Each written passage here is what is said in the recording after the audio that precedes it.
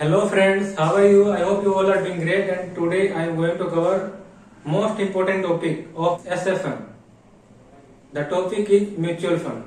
Okay, so see, अब mutual fund में मैं क्या कवर कराने जा रहा हूँ, इसमें net assets value per unit, it means NAV कैसे कैलकुलेट करते हैं first, and then return calculation, return कैसे कैलकुलेट करते हैं, then after performance evaluation of mutual fund, performance evaluate कैसे करते हैं म्यूचुअल फंड में, उसके बाद miscellaneous topic, miscellaneous topic means जो छोटे मोटे टॉपिक उसमें बचे गए हैं वो टॉपिक कराऊंगा, ठीक है, मिसलेनियस टॉपिक्स। ओके, अब इसमें मैं दोनों के स्टडी मटेरियल से क्वेश्चन कवर कराऊंगा, semifinal as well as semifinal.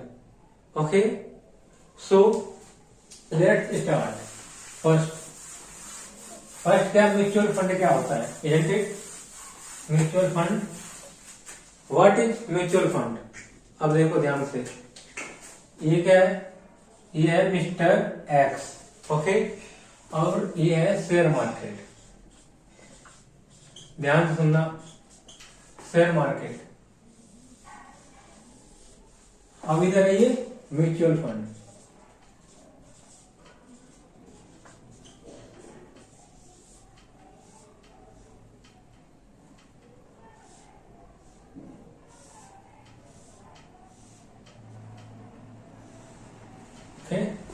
इसे भी बना देता हूं।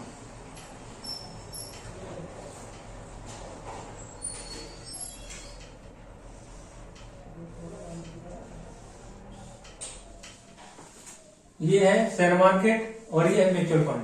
अब मिस्टर एक्स के पास दो ऑप्शन है, या तो वो क्या कर सकता है, पहले डायरेक्ट शेयर मार्केट में क्या कर सकता है, इन्वेस्ट कर सकता है, डायरेक्ट इन्वेस्टमेंट। अभी मिस्टर एक्स क्या, ये कोई जॉब पर्सन है या कोई बिजनेस करता है, इसके जैसे छोटे मोटे जो इन्वेस्टर होते हैं जो 10,000 लगाते हैं, कितने भी लगा सकते हैं, कोई लिमिट नहीं है। ओके, तो अब इसमें क्या मिस्टर एक्स क्या है, ये डायरेक्ट इन्वेस्टमेंट कर सकता है शेयर मार्केट में, बट यहाँ कुछ प्रॉब्लम्स हैं। क्या?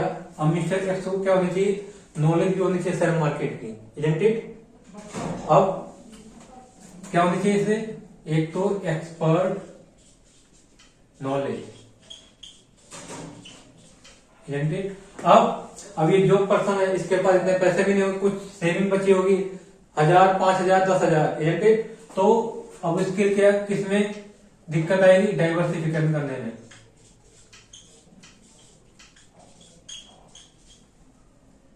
ओके, अब देखो मिस्टर एक्स अब क्या करे, या तो अपनी जॉब पर फोकस करे, और या तो क्या करे, पहले वो एक्सपर्ट नॉलेज है शेयर मार्केट की, तो उसमें क्या करे, शेयर मार्केट में पैसे इन्वेस्ट करे, इजंट इट? तो इतना टाइम उसके पास नहीं हो सकता है। और क्या, या बिजनेस कर रहा है, तो बिजनेसमैन को इतना टाइम कहा, वो कहीं एक्सपर्ट कहीं नॉलेज ले, वो पहले शेयर मार्केट की, उसके बाद क्या करे, इन्वेस्ट करे, ठीक है? तो इसमें क्या है, या तो डायरेक्ट कर सकता है। ये डायरेक्ट कब कर सकता है, जब उसे नॉलेज हो अच्छी तरह से शेयर मार्केट की, तभी वो मार्केट में पैसे लगा सकता है। और डाइवर्सिफिकेशन कब कर सकता है, जब उसमें क्या, उसके पास सेविंग्स ज्यादा हो। अब सपोज इसके पास 10,000 रुपए है, 10,000 रुपए, ठीक है? अब 10,000 रुपए में ये कहां पर डाइवर्सिफिकेशन कर सकती है? अब जैसे RIL, अगर इसके शेयर खरीदोगे तो कितने, मुश्किल से 10,000 कितने आएंगे, 5-6 शेयर आएंगे इसके, तो डाइवर्सिफिकेशन कहां से हो पाएगा इसमें, नहीं ना। अब जब ये इसे मार्केट में यहां पर क्या करेगा, इन्वेस्ट करता है, तो ये क्या इशू करती है, शेयर मार्केट इसे, सपोज इसमें इन्वेस्ट करता है, तो ये शेयर मार्केट इससे क्या इशू करती है, शेयर, इजंट इट? ये शेयर इशू करती है। अब दूसरा ऑप्शन क्या है, दूसरा ऑप्शन है क्या कर सकती है, ये यहाँ पर म्यूचुअल फंड में इन्वेस्ट कर सकते हैं, म्यूचुअल फंड, ठीक है? यहाँ पर इन्वेस्ट कर दिया, और इसे कितने 1,000 रुपीज, 1000। अब यहाँ पर देखो, जब मिस्टर एक्स म्यूचुअल फंड में इन्वेस्ट करेगा तो उस केस में उसे क्या रिसीव होते हैं, यहाँ पर यूनिट्स मिलते हैं। क्या मिलते हैं, यूनिट्स। सपोज इसे मिले units 1,000 rupees, it mean at the rate 10 rupees, 10 rupees per unit, 10 rupees per unit. Okay, ये पढ़ा है ना। अब म्यूचुअल फंड में जब इन्वेस्ट करेगा, अब म्यूचुअल फंड क्या होता है? म्यूचुअल फंड में एक्सपर्ट बैठे होते हैं जो क्या हो गए, सीए, सीएमए, सीएस और सीएफए, ये म्यूचुअल फंड को रन कराते हैं और इसे क्या बोलते हैं? असेट मैनेजमेंट कंपनी कहते हैं इसे क्या कहते हो? असेट मैनेजमेंट कंपनी, इसे असेट मैनेजमेंट कंपनी कहते हैं। ठीक है, अब इसके पास, अब ये एक ही थोड़ी ना वो जो म्यूचुअल फंड में इन्वेस्ट करेगा, यहाँ पर क्या हजारों होते हैं, हजारों क्या हो गए इन्वेस्टर्स होते हैं जो एक साथ पैसे इन्वेस्ट करते हैं। सपोज ये तो मिस्टर एक्स की बात हुई, यहाँ पर और आगे इसने यहाँ पर इन्वेस्ट कर दिए, और आगे यहाँ पर इन्वेस्टर्स उन्होंने यहाँ पर इन्वेस्ट कर दिए, लाखों में होते हैं। ठीक है, ठीक है। अब इसके पास कितने रुपए, सपोज 10 लाख रुपए आ गए इसके पास, कितने? 10 लाख रुपए जमा हो गए। ठीक है, अब ये क्या करेंगे? ये क्या अपने पास रखेगी? नहीं, अब ये क्या करेगी? यहाँ पर जाएगी, यहाँ मार्केट में ये लाएगी यहाँ पर पैसे। सपोज यहाँ पे खरीद लिए RIL के, खरीदे रिलायंस के, और किसके? टाटा और ले लेते हैं TCS। तो अब देखो, इसके खरीद लिए 3 लाख और इसके खरीद लिए 2 लाख और इसके खरीद लिए 5 लाख। ठीक है, टोटल हो गए ना 10 लाख। और ये भी हो सकता है कि 9 लाख के खरीदे हैं और सिर्फ 1 लाख के क्या है, कैश में अपने पास रिजर्व में रख लिया। ओके, तो अब देखो यहाँ पर क्या होता है, यहाँ पर एक्सपर्ट बैठे होते हैं और वो क्या करते हैं, जब बहुत सारे लोग इन्वेस्टर क्या करते हैं, इन्वेस्ट करते हैं, तो इनके म्यूचुअल फंड में क्या करोड़ों अरबों रुपए क्या हो जाता है, इकट्ठा हो जाता है। फिर उसे क्या करते हैं, ये एक्सपर्ट जो बैठे होते हैं म्यूचुअल फंड में, इससे क्या करते हैं, डाइवर्सिफाई करते हैं, यहाँ से डाइवर्सिफाई करते हैं। ठीक है, अब यहाँ पर मिस्टर एक्स को बेनिफिट है क्योंकि यहाँ पर उसका अमाउंट क्या हो रहा है, डाइवर्सिफाई भी हो रहा है। लेकिन यहाँ पर जब उसके पास 10,000 रुपए थे तो वो कैसे डाइवर्सिफाई कर लेता? नहीं कर पाता क्योंकि लेस अमाउंट था। अब देखो, तो यहाँ पर क्या बेनिफिट है, यहाँ पर डाइवर्सिफाई हो जाएगा उसका अमाउंट। ठीक है, उसके साथ साथ क्या है, लाखों जो इन्वेस्टर होंगे वो इन्वेस्ट करेंगे कि नहीं करेंगे? ठीक है, और अब जब ये क्या करेगा, यहाँ इन्वेस्ट करेगा, ठीक है, अब इसे क्या मिलेगा, यहाँ पर मिलेगा रिटर्न। तो पहले वो रिटर्न किसके पास जाता है? म्यूचुअल फंड के पास जाएगा। किसके पास जाएगा? म्यूचुअल फंड में सबसे पहले जाएगा म्यूचुअल फंड के पास। ठीक है,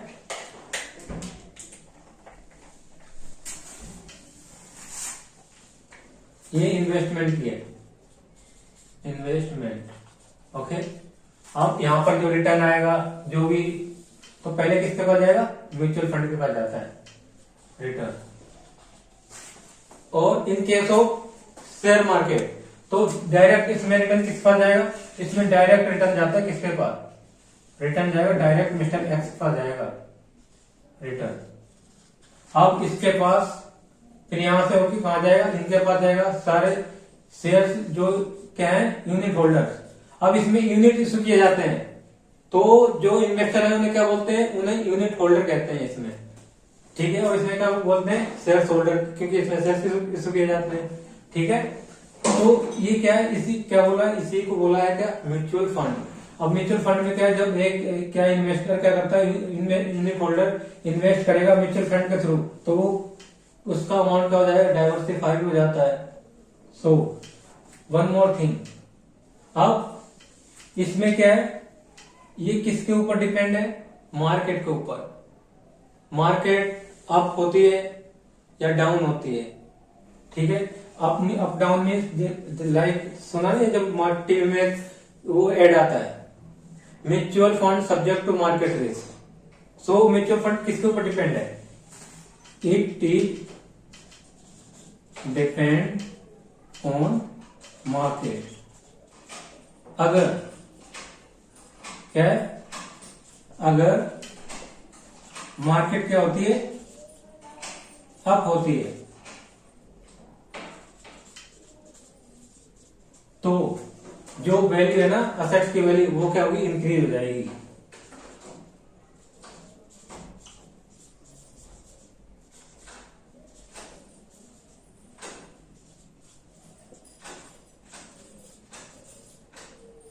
and it is vice versa,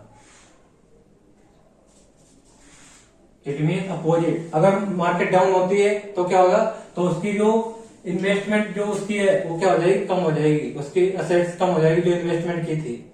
ठीक है, अब जैसे आरएल ने कितने लगाए, आरएल में लगाए कितने 30 लाख, और इसमें लगाए टाटा में लगाए कितने 2 लाख, और टीसीएस में लगाए इतने। अब देखो ये सपोज 1 अप्रैल में लगाए हैं, 1 अप्रैल 2000, 1 अप्रैल ही ले लो, 1 अप्रैल में ही लगाए। अब यही मार्च में 31 मार्च को कितना हो जाता है, 3,15,000। ठीक है, और इससे ले लो 2,10,000, और इसको ले लो 5,50,000। अब इससे टोटल करो, इसका टोटल कितना है देखो, 3,15,000 प्लस में 2,10,000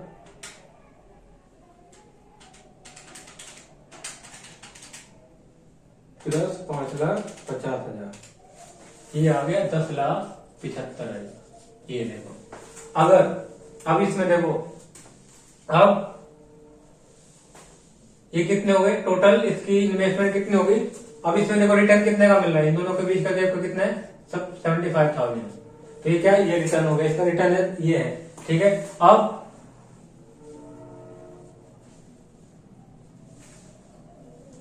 और नंबर ऑफ यूनिट्स कितने थे, number of units, number of units से डिवाइड कर दोगे। देखो नंबर ऑफ यूनिट्स कहां पर है, जैसे ये 10 रुपए का एक है ना, तो एक 10 लाख के कितने हो जाएंगे, 10 लाख के, जब उसके पास 10 लाख रुपए जमा हुए हैं तो उसके अब 1 रुपए का एक यूनिट कितने का, 10 रुपए का है, तो कितने यूनिट ये इशू करेगा, यूनिट होल्डर को, टोटल यूनिट होल्डर को कितने यूनिट इशू होंगे, 1 लाख यूनिट। ठीक है, और इनको 1 लाख से डिवाइड कर दो, 1 लाख से डिवाइड कर दो तो कितना आ गया, 10,75,000 डिवाइड बाय 1 लाख, ये आ गया 10.75। अब 1 साल बाद अगर क्या करता है, ये अपने शेयर्स को रिडीम कर लेता है, तो क्या कर देता है, वापस दे देता हूं पर कुछ। अब इसे क्या, मिस्टर एक्स को क्या पैसों की जरूरत पड़ेगी। ठीक है, तो मिस्टर एक्स क्या करेगा, ये यूनिट्स वापस दे देगा कब, 31 मार्च को अगर वापस दे देता है। ठीक है, तो उसमें क्या है, तो इसे कितने रुपए मिलेंगे, 2 रुपए मिलेंगे, इसके अकॉर्डिंग मिलेंगे। तो कितना हो गया ये 10,000, आई मीन 1,000 इंटू में 10.75। अब इसमें देखो रिटर्न भी एड है, जो रिटर्न उसका जो भी रिटर्न है, रिटर्न इसमें क्या है, एनएवी के अकॉर्डिंग कैलकुलेट करते हैं। ठीक है, अब देखो 10 इंटू में 1,000 इंटू में 10.75 क्या आ गया, 10,750। ठीक, 10,750 आ गया। तो ये क्या है, अब इसमें देखो रिटर्न भी आ गया दोनों की। इसने इन्वेस्टमेंट कितने की थी, 10,000 की, और इसको मिल कितने वापस 7 कितने 10,750। तो इन दोनों के बीच का डिफरेंस कितना है, 750। अब ये क्या है, कम भी हो सकता है और ज्यादा भी हो सकता है, ये मार्केट के ऊपर डिपेंड है, ये ध्यान रखना है। इसमें रिस्क किसके ऊपर है, रिस्क है इसमें क्या, सिस्टमेटिक रिस्क है। सिस्टमेटिक रिस्क पढ़ा था ना पोर्टफोलियो में। सिस्टमेटिक रिस्क क्या होता है, मैंने समझाया था आपको जब पोर्टफोलियो करा रहा था।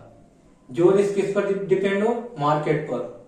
ओके, जैसे क्या हो गया, इन्फ्लेशन हो गया, इजंट इट, कोई गवर्नमेंट का, और कोई गवर्नमेंट ने डिसीजन ले लिया जिससे क्या है, मार्केट पे इफेक्ट पड़ गया, इजंट इट। तो ये क्या है, सिस्टमेटिक रिस्क है। ओके, अब इसमें एक क्वेश्चन अराइज होता है क्या, कि इसमें मिस्टर एक्स कब क्या करता है, पैसे बोरो कर सकता है, कब उसे क्या पता बीच में उसे पैसों की जरूरत पड़ जाए, एजेंट, तो कब बोरो करेगा। तो इसमें 2 टाइप के म्यूचुअल फंड होते हैं। ठीक है, number 1 open ended mutual fund, number 2 close ended mutual fund. तो पहले वीडियो पॉज करो, पहले इसे लिख लो, फिर उसके बारे में बताता हूँ।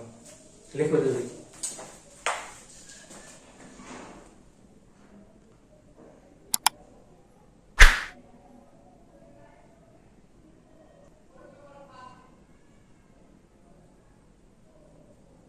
नाउ अब बात करते हैं टाइप्स ऑफ म्यूचुअल फंड। सो दो टाइप के म्यूचुअल फंड कितने टाइप के होते हैं? 2 टाइप के। Number 1 open ended mutual fund, number 2 close ended mutual fund. So देखो, there are 2 types of mutual fund. Okay, number 1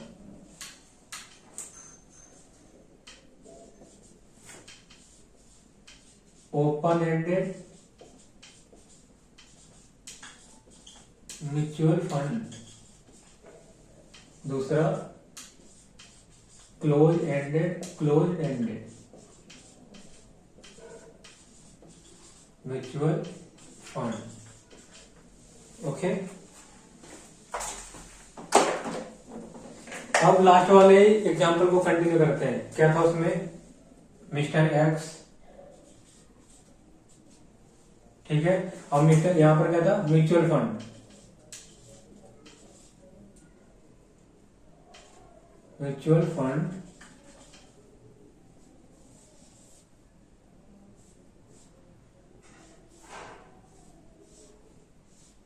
okay. अब और इसने कितने यूनिट्स यहां पर परचेज किए थे? 1000 units at the rate 10 rupees per unit, 10 rupees per unit. तो कितने यूनिट? रुपीज 10,000 इन्वेस्ट किए थे। उसी तरह और इन्वेस्टमेंट और इन्वेस्टर्स ने क्या किया था? यूनिट्स परचेज किए वहां पर म्यूचुअल फंड में। फोकस इस पे करना है, ठीक है। और इसके बाद कितना फंड हो गया था? फंड हो गया था इकट्ठा 10 लाख रुपीज, ठीक है। अब कितने टोटल यूनिट कितने इशू किए थे? टोटल यूनिट्स इशू किए थे, टोटल यूनिट्स इशू कितने थे? 1 लाख यूनिट। ओके, अब इसने कहा इन्वेस्ट किया? कंपनी में। कंपनी कौन कौन सी थी? आर आई एल थी, और क्या थी? टाटा, टीसीएस। अब देखो इसमें कितना इन्वेस्ट किया था? 3 लाख, इजंट इट? ये 3 लाख है। और इसमें क्या था? 2 लाख। और इसमें क्या था? कितना? 5 लाख। ओके, और टोटल इन्वेस्टमेंट कितनी हो गई थी उसकी? 10 लाख की।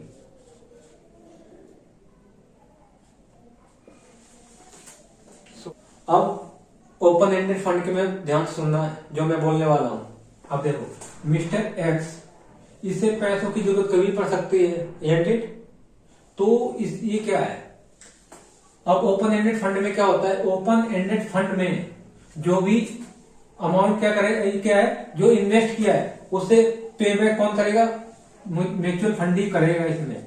इन case of open ended fund में अगर इसे बीच में कभी भी जरूरत पड़ती है पैसों की, इसमें कोई फिक्स पीरियड नहीं होता कि यहां से इतने साल के लिए इन्वेस्टमेंट कर दो, तुम्हारी कैपिटल फिक्स है। नहीं, ये कभी भी रिडीम भी हो सकते हैं, कभी भी इशू भी हो सकते हैं, at the any time. Okay, so और जो रिडीम और इशू होगा क्या, वो कभी भी हो सकता है, उसे कौन करेगा? म्यूचुअल फंड करेगा यहाँ पर, इन case of open ended fund में। ओके, और इसमें क्या है? इसमें जैसे ये कितने यूनिट्स थे पहले? ये थे यूनिट्स नहीं है, इट कैन बी चेंज, ये चेंज भी हो सकते हैं कभी भी इसमें यूनिट्स को, क्योंकि इसमें क्या है? ये कभी भी कितने क्या रिडीम भी कर सकता है, इशू भी कर सकता है कभी भी, ठीक है। और कभी भी ये क्या है, इसमें से यूनिट्स को बाय भी कर सकता है, और जब इसे पैसों की जरूरत पड़ेगी जब क्या कर सकता है, ये अपने यूनिट्स को वापिस उस कन्वर्ट कर सकता है किसमें, पैसों में, ठीक है। तो इसमें क्या है, ओपन एंडेड का मतलब यही है कि ये क्या है, मिस्टर एक्स कभी भी क्या कर सकता है, रिडीम भी कर सकता है अपने शेयर्स को, इशू भी कर सकता है। अब इसमें क्या देखो, और जो रिडीम करेगा और जो इशू होते हैं वो कौन करेगा, यहाँ पर म्यूचुअल फंड। यहाँ पर उसके अगर पैसे ये क्या करेगा, अपने शेयर्स को क्या कर देता है, वापस कर देता है, तो उसके पैसे कौन देगा, म्यूचुअल फंड देगा, ठीक है। ये क्या था, ये था अप्रैल में, क्या किया था, अप्रैल में इसने इशू किया था। अब इसे पैसे कैसे मिलते हैं ये ध्यान देना है। अब इसके लिए क्या मारते हैं, एनएवी निकालते हैं। एनएवी जब ये क्या करें, जब भी या बीच में 15 दिन बाद ही किसी पैसों की जरूरत पड़ेगी तो 15 दिन बाद ही क्या निकालेंगे, इसकी एनएवी निकालते हैं, ठीक है। एनएवी कैसे, अब जैसे लास्ट जो एग्जांपल दिया था उसमें क्या था, ये 3,15,000 हो गए बढ़कर, ठीक है। और ये हो गए कितने, 2,10,000, और ये कितने, 5,50,000, ठीक है। अब इसका टोटल कितना हो गया, 10,75, 3,15,000 प्लस में 2,10,000 प्लस में 5,50,000, ये आ गया 10,75,000। अब इसके लिए अब क्या करेंगे, पहले एनएवी निकालेंगे। एनएवी निकालते हैं, एनएवी में नेट असेट्स वैल्यू। अब नेट असेट वैल्यू क्या निकालेंगे, ये टोटल असेट्स, असेट्स में नंबर ऑफ यूनिट्स को क्या कर दो, नंबर ऑफ यूनिट्स को डिवाइड कर दो। नंबर ऑफ यूनिट कितने थे, स्टार्टिंग में 1 लाख, 1 लाख डिवाइड करोगे कितने, 10,50,000 में से कितना आया था, 10,75, ये क्या एनएवी पर यूनिट। अब जब जिस दिन रिडीम कर रहा है उस दिन की कितने, जितनी कितनी वैल्यू, 10.75। अब कितने शेयर्स हैं, 1000 यूनिट्स हैं, units not share, 10.75, it mean 10,750। अभी 10,750 इसे मिलेंगे आप, इसे, और ये कौन देगा, म्यूचुअल फंड देगा। ये म्यूचुअल फंड किसे देगा, मिस्टर एक्स को देगा, ठीक है। और इसमें ओपन एंडेड फंड में कभी भी रिडीम भी हो सकते हैं, कभी भी इशू भी हो सकते हैं, ये बेनिफिट है, ठीक है। तो इसका मतलब क्या, ओपन एंडेड फंड में क्या होता है, ओपन एंडेड फंड में जो फंड जो इन्वेस्ट किया उसे वापस कौन देगा, म्यूचुअल फंड करता है, ठीक है। और इसमें कभी भी इशू भी हो सकते हैं और क्या हो सकता है, रिडीम भी हो सकते हैं एट एनी टाइम, ठीक है। और इसमें और क्या है, इसमें ओपन एंडेड में क्या है, कैपिटल कैन भी चेंज हो सकती है, इसके यूनिट चेंज हो सकते हैं, क्योंकि इसमें 1000 यूनिट्स को बाय किया था, ठीक है। अब इसे क्या कर दिया, इसे बैक कर दिया, उससे पैसे ले लिया। अब ये कभी भी क्या कर सकता है, उससे ज्यादा यूनिट्स को परचेज कर सकता है, तो इससे क्या यूनिट चेंज हो जाएगी। अब जो और क्या, कैपिटल भी चेंज हो जाएगी, ठीक है। अब ध्यान से सुनना एक चीज और, अब अगर कोई न्यू यूनिट होल्डर क्या करता है, परचेज करता है यूनिट्स को, ठीक है। सपोज 20 कोई न्यू यूनिट होल्डर, कब, सपोज ये 15 डेज लेटर का क्या है, ये दिया एनएवी है, ये एनएवी कब के, ये एनएवी है 15 डेज लेटर, मतलब 15 दिनों के बाद किया ये। इसने 15 दिनों बाद क्या कर दिया, अपने शेयर्स को बैक कर दिया, दे दिए, किसे वापस कर दिए, म्यूचुअल फंड को, और उसे पैसों की जरूरत पड़ी होगी, एजेंट। अब अगर कोई यहां पर इन्वेस्टर क्या करेगा, यूनिट्स बाय करता है, तो वो किस पे बाय करेगा, 10.75 पर करेगा। सपोज मिस्टर बाय कितने शेयर्स को कितने के परचेज करना चाहता है, 20,000 के, ठीक है। तो 20,000 में कितने होंगे, उससे इशू होंगे 20,000 में इशू होंगे उससे 10.75, तो क्या हो गया, 20,000 डिवाइड बाई 10.75 कितना हो गया, ये 1860.465 यूनिट्स। अब एक चीज और ध्यान रखना, units can be fraction, units fraction में भी हो सकते हैं, ठीक है, उसे राउंड ऑफ नहीं करना है। Units also issue in fraction, okay. तो अब ओपन एंडेड के बारे में लिख लो, ठीक है। इसके बाद क्लोज एंडेड बताऊंगा उसमें क्या होता है, लिखो जल्दी से, वीडियो खोज करो, लिख लो। अब बात करते हैं close ended fund. Close ended fund क्या होते हैं? ओके, अब देखो एग्जांपल वही है। अब क्या इसमें देखो मिस्टर एक्स, बात इसी की पॉइंट ऑफ व्यू से करेंगे हमेशा। अभी अभी लास्ट एग्जांपल में वही किया था, इसी के पॉइंट ऑफ व्यू से सोचना है। ठीक, क्या इसने कितने बार 10,000 रुपीज के शेयर परचेज किए, कितने इशू हुए शेयर नहीं यूनिट्स, और से कितने यूनिट इशू हुए 1000 at the rate 10 rupees. Okay, ऐसे ही और भी इन्वेस्टर्स हैं, उन्होंने भी इन्वेस्ट किया म्यूचुअल फंड में, तो उनका फंड कितना हो गया 10 लाख रुपीज हो गया, और उन्हें कितने यूनिट इशू हुए सभी को टोटल 1 लाख यूनिट्स, और उन्हीं को क्या कर दिया इन्वेस्ट कर दिया है किसमें RIL, Reliance, Tata and TCS में टोटल फंड ये आ गया। अब देखो, अब ध्यान से सुनना यहाँ पर क्या, अब इसे अगर पैसे बीच में जरूरत पड़ती क्या है, फर्स्ट ऑफ ऑल अगर इसे क्या है कभी बीच में पैसों की जरूरत पड़ती है तो ये किसके पास जाएगा? इन case of close ended fund. अब इसमें क्या ध्यान से सुनो, अगर एक बार इसने पैसे इन्वेस्ट कर दिए, ठीक है, फिर इन दोनों के बीच का कोई वास्ता नहीं है। ये क्या हाथ खड़े कर देगा, बोलेगा अब तुम्हारा मेरा कोई रिश्ता नहीं है, अब जो भी करना है आपको कहाँ जाना है, इसे अब जाना है शेयर मार्केट में। कहाँ जाएगा ये? शेयर मार्केट में जाएगा। अगर कोई भी यूनिट इशू है तो और उन्हें क्या करना है, कोई भी बीच में अगर कोई अमाउंट या कुछ भी परचेज या सेल करना, मतलब कितने पैसों की जरूरत पड़ेगी तो उसे सेल करेगा, इसे क्या करेगा बैक करेगा उसे शेयर्स को, तो क्या करेगा इसे कहाँ जाना पड़ेगा, शेयर मार्केट में जाएगा ये वापस।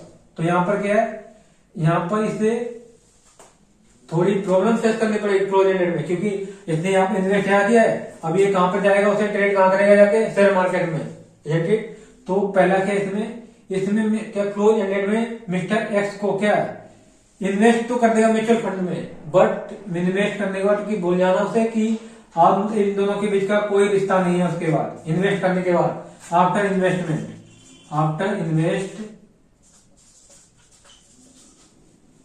ना ये इसे जानता ना ये इसे जानता है इन केस ऑफ क्लोज एंडेड में। बट अब क्या है, अब जो भी लेन देन होगा किन के बीच में होगा, शेयर मार्केट में, स्टॉक एक्सचेंज में जाएगा, है ना, शेयर मार्केट में। अब जो भी होगा यहाँ इनका लेन देन होगा, ठीक है, जो भी लेन देन होगा इन दोनों के बीच का।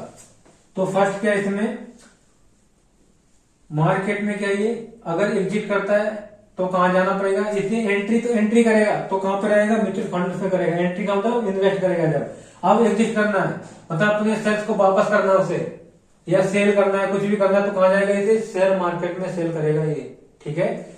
और इसमें इन केस ऑफ क्लोज एंडेड इसमें क्या है, कैपिटल क्या होती है, कैपिटल फिक्स होती है, यहाँ पर कोई चेंज नहीं होता कैपिटल में, ठीक है। और इसमें यूनिट्स क्या होते हैं, यूनिट्स लिस्टेड होते हैं। In case of units are listed, इसमें होते हैं यूनिट्स क्या होते हैं, यूनिट्स आर लिस्टेड।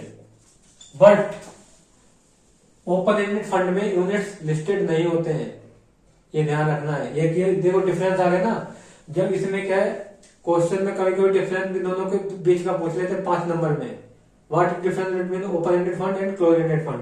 तो इसमें क्या आ गया, अब इसमें यूनिट्स क्या होते हैं, लिस्टेड होते हैं। लिस्टेड मीन्स देखो लिख लो इसे,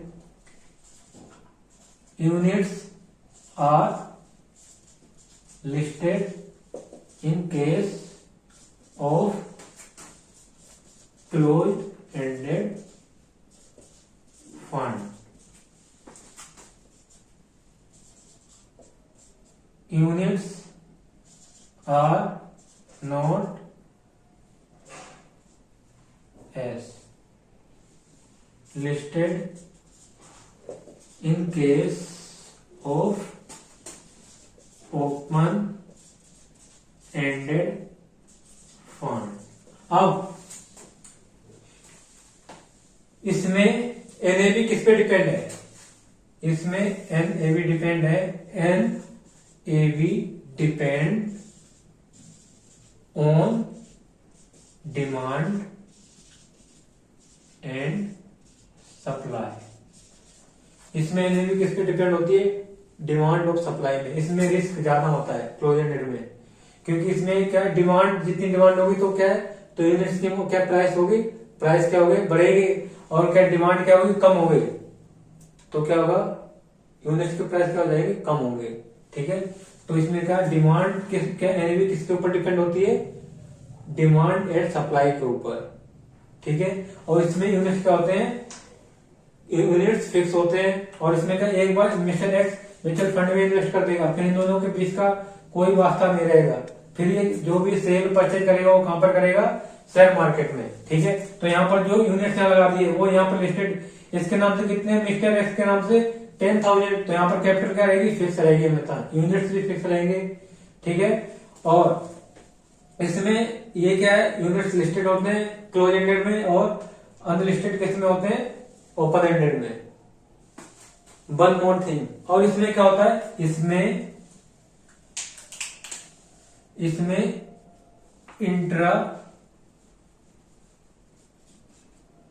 इंट्राडे ट्रेडिंग भी होती है, इंट्राडे ट्रेडिंग। अब इंट्राडे ट्रेडिंग का मतलब क्या होता है, जैसे सुबह खरीदे शाम को बेच दिए, सुबह खरीदे शाम को बेच दिए, इसमें क्या है। और ओपन एंडेड में सिर्फ एक ही बार मार्केट का प्राइस क्या डिसाइड होता है, कैलकुलेट किया जाता है। बट इसमें क्या है, इसमें एक बार सुबह जो पहले तो जब शेयर ओपन होंगे तो उसका दूसरा प्राइस होगा, जब क्लोज होंगे वहां पर दूसरा प्राइस होगा, ठीक है। तो इसमें क्या ये इसमें क्या कर सकते हैं, इंट्राडे ट्रेडिंग कर सकते हैं in case of close ended fund में। But in case of open ended fund we can't do क्या, इंट्राडे ट्रेडिंग, ओके। तो लिख लो,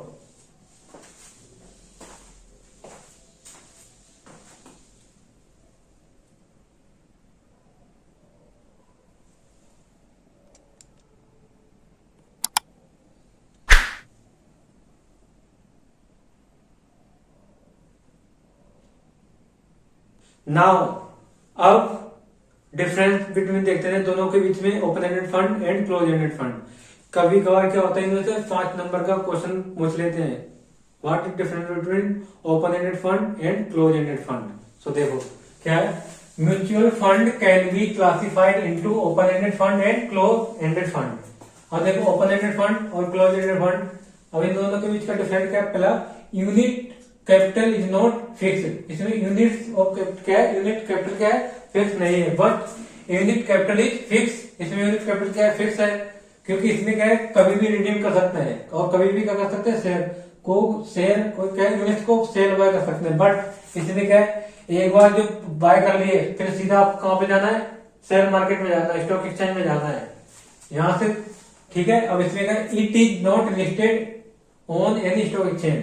और क्या ओपन एंडेड क्या है, फंड किसमें किसी में भी लिस्टेड नहीं होते स्टॉक एक्सचेंज में किसी भी, it is listed in stock exchange. But close ended fund क्या होते हैं, ये लिस्टेड होते हैं किसमें, स्टॉक एक्सचेंज में। उसके बाद क्या, फंड प्रोवाइड लिक्विडिटी, इसमें फंड क्या है, लिक्विडिटी प्रोवाइड कराते हैं इसमें। But liquidity depends on stock exchange, यहाँ पर स्टॉक एक्सचेंज में लिक्विडिटी प्रोवाइड होती है। और लिक्विडिटी का मतलब जब चाहे जब बाय कर लिया, जब चाहे परचेज कर लिया, isn't it? अब इसमें क्या है, एडवांटेज क्या है इसका, advantage of an open ended fund, open ended mutual fund is that the price is equal to NAV subject to load fund. अब इसमें क्या है, एडवांटेज क्या है, जो इसमें एनएवी है वो किसके नहीं, जो इसमें प्राइस है, यूनिट का प्राइस है, इनके साथ ओपन एंडेड वो किसके बराबर होगा, एनएवी के, ठीक है। जो एनएवी निकाला था ना हमने कितना, 10.75, इट मीन 10.75 जो निकाला था वो एनएवी के, वो क्या प्राइस, वही प्राइस निकला है तो वो किसके बराबर हो गए, एनएवी के बराबर इक्वल है।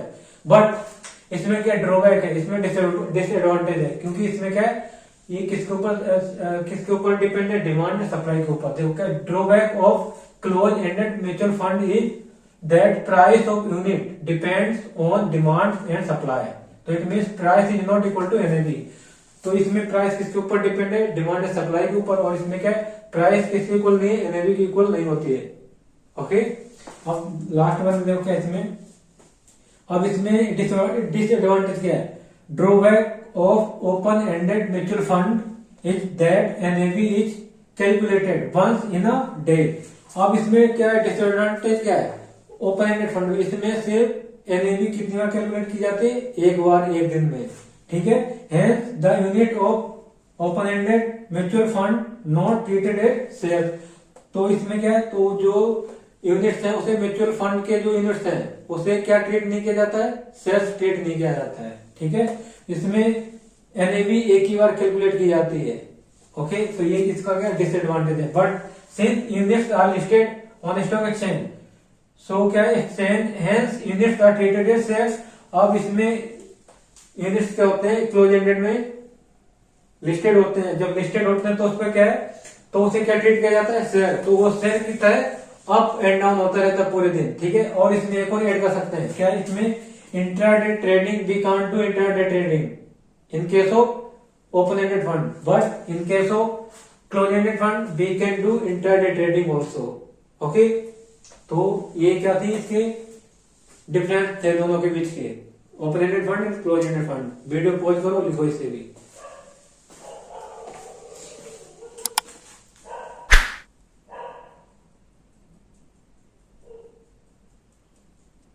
नाउ अब बात करते हैं लोड फंड क्या होते हैं और नॉन लोड फंड क्या होता है।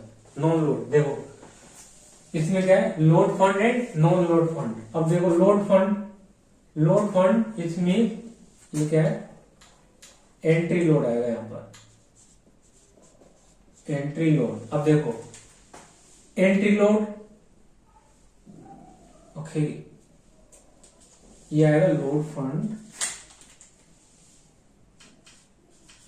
Load fund. ठीक है, ये लोड लिखा है, लोड फंड। अब लोड फंड और नॉन लोड फंड, देखो लोड फंड में क्या है, लोड फंड में क्या है, एंट्री लोड। एंट्री लोड क्या होता है, एंट्री लोड। अब देखो एंट्री लोड क्या होता है, एंट्री लोड होता है एक जब क्या करता है, जब एक यूनिट होल्डर, एक इन्वेस्टर क्या करता है, इन्वेस्ट करता है म्यूचुअल फंड में, जब उस पर कोई भी एक्सपेंस ऐड होता है, चार्ज किया जाता है, उसे बोलते हैं एंट्री लोड। अब देखो इसमें कैसे ये, अब देखो क्या लिखा, ये कैसे पता चलेगा इसमें एंट्री लोड है या नहीं है। देखो it is added to NAV, ये किसमें ऐड किया जाता है, जो एनएवी होती है, उसी जो वैल्यू निकल जाती है एनएवी की, उसी में लोड को ऐड किया जाता है, कर दिया जाता है। ठीक है, क्या है, selling rate of mutual fund, जो म्यूचुअल फंड का सेलिंग रेट होगा, ठीक है, उसी में क्या कर देगा, वो लोड करेगा। ठीक है, म्यूचुअल फंड। और डिफर्ड लोड क्या होता है, डिफर्ड लोड होता है लाइक ये रिकरिंग काइंड ऑफ एक्सपेंस होते हैं, जो लाइक इसमें मेंटेनेंस भी हो गए, जो ईयरली मेंटेनेंस हो गए, फंड को मेंटेन करने के चार्जेस। ठीक है, डिफर्ड लोड। ओके, और एग्जिट लोड क्या होता है, जब क्या करता है, एक यूनिट होल्डर क्या करता है, एग्जिट करता है, अपने यूनिट्स को क्या कर देता है, बैक करता है, उसे वापस दे देता है, सेल कर देता है। ठीक है, वापस फंड, म्यूचुअल फंड को, तो उस समय क्या होता है, वो एग्जिट करता है म्यूचुअल फंड को, तो उसमें क्या है, उस टाइम तो उसी को बोलते हैं क्या, एग्जिट फंड, एग्जिट लोड बोलते हैं, एग्जिट लोड। देखो एग्जिट लोड में क्या, एग्जिट लोड में क्या होता है, it is reduce from the NAV, इसे एनएवी से रिड्यूस करते हैं। और एनएवी किस में से रिड्यूस करते हैं, buying rate of mutual fund, जो बाइंग रेट होता है ना उसका म्यूचुअल फंड, उसमें से क्या करते हैं, माइनस करते हैं। देखो जैसे ये दिया है, ये 14 और 15। अब देखो ये म्यूचुअल फंड का रेट है, म्यूचुअल फंड का रेट है, रेट ऑफ म्यूचुअल फंड। अब देखो म्यूचुअल फंड सेल कितने पे करेगी, इस पर करेगी। ठीक है, अब इसी में क्या करेगी, एंड जब क्या करेगा, एक यूनिट होल्डर या इन्वेस्टर जब क्या करेगा, इन्वेस्ट करेगा म्यूचुअल फंड में, तो उसी में क्या कर देगी, इसमें ऐड कर देगी, कुछ पैसे हो सकते हैं या कुछ रुपीस हो सकते हैं। तो क्या हो गया, 15.75। तो ये क्या हो गया, एंट्री लोड इसमें, और क्या हो गया, ऐड हो गया ना 0.75। तो ये क्या हो गया, जब क्या है, जब एक यूनिट होल्डर क्या करेगा, बाय करेगा यूनिट्स को, तो उस समय क्या कर देंगे, उसमें ऐड कर देंगे एनएवी में। एनएवी में कौन करेगा, म्यूचुअल फंड, किसमें, selling rate of mutual fund, जो सेलिंग रेट है उसमें क्या करते हैं, ऐड कर देगा। और इन case of exit load, exit load में क्या है, कुछ अमाउंट क्या है, माइनस कर देगा, किसमें से, buying rate of mutual fund. जैसे अब ये क्या, ये बाइंग रेट हो गया, बाइंग का मतलब इतने में क्या करेगा, म्यूचुअल फंड परचेज करेगा, इसमें सपोज माइनस कर देते हैं कितने, 0.5, तो कितना है, 13.5। इतने में क्या करेगा, म्यूचुअल फंड बाय करेगा।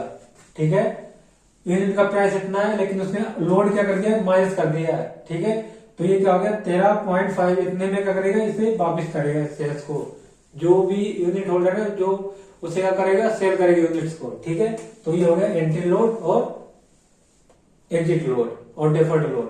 और नो लोड में क्या होता है, इसमें क्या है, there is no any kind of load at the time of entry and exit. अब इसमें नॉन लोड में क्या है, इसमें ना तो एंट्री लोड होगा ना तो कोई एग्जिट लोड होगा। There is no at the time of entry और एग्जिट, ठीक है। तो वीडियो पॉज करो, इसे भी लिख लो।